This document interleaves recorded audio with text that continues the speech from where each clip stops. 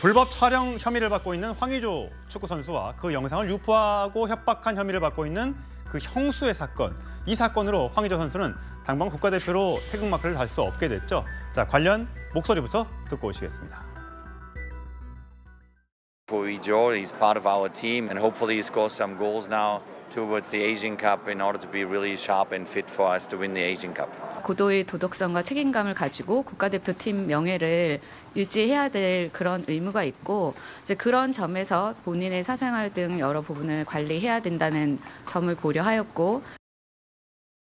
자, 이거은 변호사 나오셨습니다. 네. 자, 황의조 선수 공소장, 형수의 공소장이 공개가 됐는데 형수가 외국인인 척 영어를 써서 황의조 선수와 또 피해자로 불리는 여성에게 영상을 뿌리겠다 이렇게 협박을 했던 내용이 있다면서요.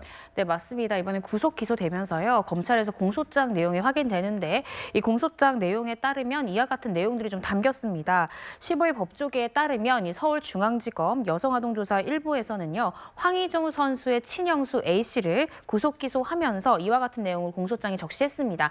내용 좀 살펴보면요. 이 형수 A씨는 올해 5월 7일 이 친정집에서 SNS를 이용해서 피해 여성 B씨와 황 선수가 이 나체 상태인 상태로 이 영상통화한 영상의 사진을 캡처한 다음에 이 사진을 피해 여성 B씨에게 전송을 했습니다. 예. 그러면서 이 외국인인 척 영어로 이거 당신이냐? 황의조는 여자가 많다. 당신의 사진을 업로드할 것이다. 라는 내용의 영문 문자 메시지를 협박한 혐의를 받고 있고요.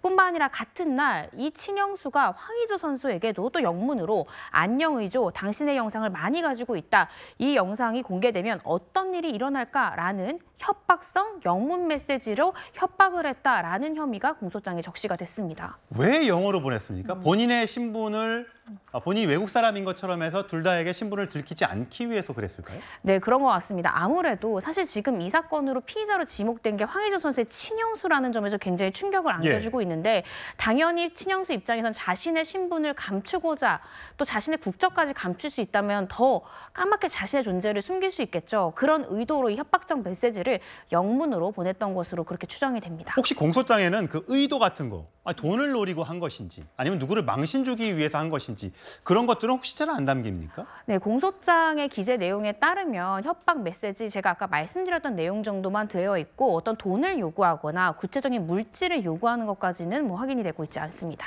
예, 그래서 과연 왜 형수가 그런 일을 했을 것인가라는 의혹이 아직도 풀리지 않고 있고요. 그 형수를 황의조 선수는 감싸면서 네. 처벌 불원서까지 여러 군데 부탁을 했다는 거 아니겠습니까? 네. 그런데 이게 사건에 이게 황의조 선수는 피해자잖아요. 영상이 유출됐으니까. 그런데 형수의 변호인과 그다음에 황의조 선수의 변호인이 같은 로펌이었다고요? 네, 이 부분이 논란이 됐는데요. 실제로 황의조 선수의 변호를 맡고 있는 법무법인이 이 황 씨의 친형수까지 변론을 맡은 것이 아니냐는 의혹이 제기돼서 문제가 됐는데 실제로 쌍방들이 논란이 일고 나서 봤더니 진짜 친형수 사건에 선임계를 냈던 것으로 확인됐습니다. 근데 그게 말이 돼요? 그거 다 알 텐데? 이 부분이요. 변호사법상 사실 명백히 위반되는 겁니다. 예. 왜냐하면 이 법인에서 선임한 사건에 상대방 사건까지 선임을 하게 되면 사실 피해자와 피의자를 전부 대리할 경우에는 수사 과정이나 재판 과정에서 진실을 왜곡하거나 변형을 줄 수 있잖아요. 예. 따라서 변호사법상 쌍방대리는 엄격하게 금지가 되고 있습니다. 그래서 이 같은 논란에 대해서 해당 법무법인 측도 입장을 내놨는데요.